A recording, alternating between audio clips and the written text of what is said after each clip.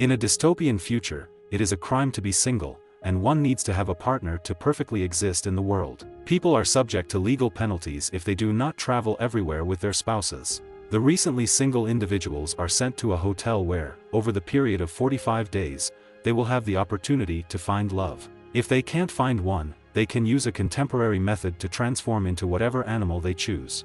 David, an architect, is shown in the hotel to look for a new companion because his wife recently left him for another man. David is with Bob, his dog, who was formerly his brother but underwent a metamorphosis due to the lack of a loving partner. To check into the hotel, David signs a document and is interrogated by a hotel service member. The pair should share a distinguishing quality, according to dating conventions. Being short-sighted is what makes David unique, thus he should search for a spouse that shares this trait. In addition, David discloses that after 11 years of marriage, his wife left him for a less visionary guy. The manager and her husband then show him to his room and educate him on the hotel's policies. When the manager asks what type of animal he will want to be if he didn't find a partner, David tells the manager that he would like to be a lobster since they are prolific and can live for over a century. He continues by saying that he enjoys swimming and the ocean. His choice of animal is praised by the management, who points out that most people choose dogs, which has an impact on the ecology and the animal food chain.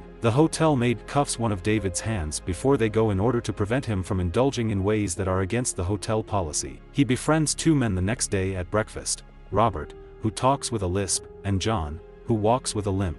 They are both looking for girls who share their characteristics. When scouting, they spot a callous lady and a woman whose nose always bleeds. However, nobody has the same qualities as them. The singles are later called upon to speak during an assembly and discuss their special talents. John claims that after seeing his mother, who had transformed into a wolf, he had a limp.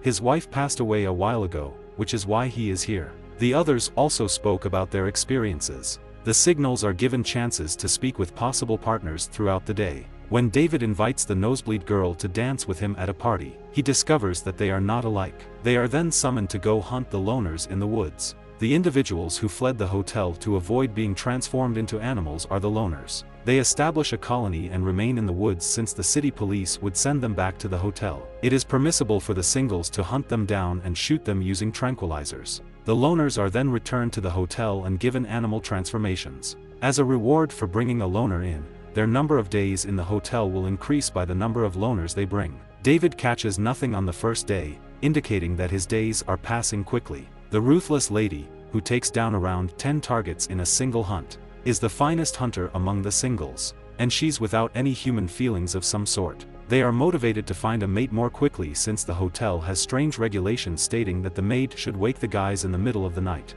Robert's hand is burned in a toaster when he is discovered to be pleasuring himself with a lube. David finds himself seated beside a woman whose favorite food is butter biscuits during their subsequent quest. She converses with David, but he doesn't seem interested in her, despite her advances at him. She says throughout their conversation that if she doesn't find a mate in time, she intends to commit the unthinkable by jumping out of her room's window. In the pool, John approaches the nosebleed girl and lies about how often his nose bleeds. John and the nosebleed girl are declared a pair and given a double room for the next evening party. A few days later, the girl with the butter cookies leaps out of her window and ends her life. The merciless girl sees her moan in agony but does not move to assist her. David approaches the callous girl, pretending as though he doesn't care about people's lives either, as he just has a week left to find himself a girl. The lady is drawn to David because she is searching for someone who lacks feelings, much like her. They spend some time together, chatting, and David continues to perform. When they are in a hot tub one day,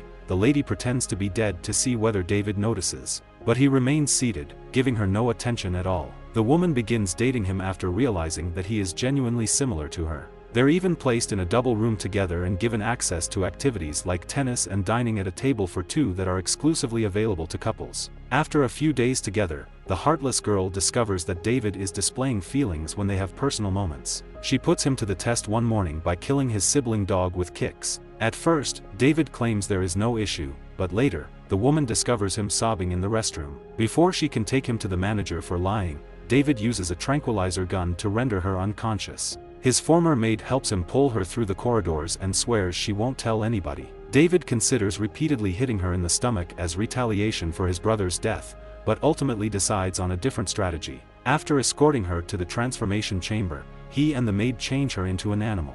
After that, David finally leaves the hotel by running to the woods. He encounters a bunch of loners and their leader, though the leader is just as merciless as the hotel manager. If the loners engage in romantic or sexual connections with one another, she punishes them. They also notify David that two people's lips were hacked off a few days earlier because they were flirting. After they explain the rules, he is accepted to the group. When one of the lone ladies with black hair and short sight, similar to David, first sees him, she is drawn to him.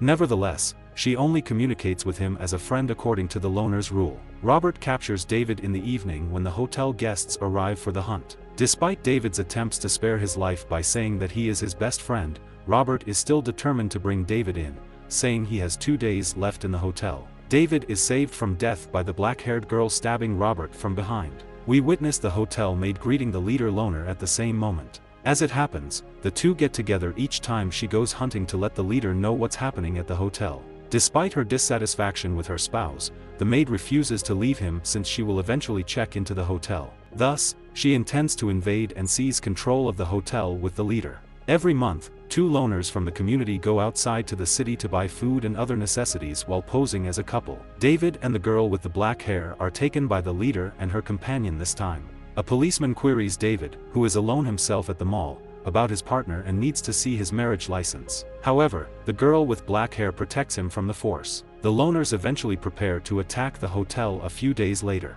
That evening, with the maid's assistance, they get inside and kidnap the manager and her spouse. If the husband wants to preserve his own life, they advise him to shoot his wife. The man shoots his wife without hesitation since he has no regard for her. However, as it turns out, the couple was kidnapped to demonstrate to them that they are in a hollow relationship and that the pistol was unloaded. Concurrently, David tells the nosebleed girl that he is pretending to have a nosebleed so they may be together. After establishing their point, the loners quickly depart and head back into the woods. The maid goes out with the lone group that night. Over the course of the following several days, David and the girl with black hair become closer and develop a fondness for one another. To be together, they even have plans to flee from the group. All of this is recorded by the girl in her journal. However, the leader reads the journal and finds out about their romance before they can carry out their plan. She doesn't confront them despite being furious at their treachery. Rather, a few days later, she brings the girl with black hair to the city, saying she would treat her short-sightedness, but inadvertently causes her blindness. The girl with the dark hair discovers what is happening and attempts to murder the leader after making her way back to the woods. Instead, she ends up killing the hotel maid in the effort. She is spared by the leader, who lets her travel to David. She attempts to disguise her blindness at first, but eventually she admits it. Since they no longer share any characteristics, she fears that he will leave her. Although he is uneasy, David chooses to stay with her and assists her with her other senses like touch and scent. They search for other similarities for the following few days, but they are unable to locate any. David proposes that they murder the commander and flee the woods because he can't let go of her. Finally, they carried out their plan. David abducts the leader and puts her into an open grave. After some while, she is approached by some wild dogs who begin to eat her body. He gets dressed and flees the woods with the girl with the dark hair. They eventually come to a stop in a downtown restaurant. Since David has chosen to become blind, their attributes complement one another. After deliberating over the choice for some time, they ask the waiter for a knife. David gets up to go blind himself in the restroom, but he pauses in the middle, thinking of his next action. If you enjoyed this video, please hit the like button and turn on notifications so you don't miss more videos like this. Thanks for watching.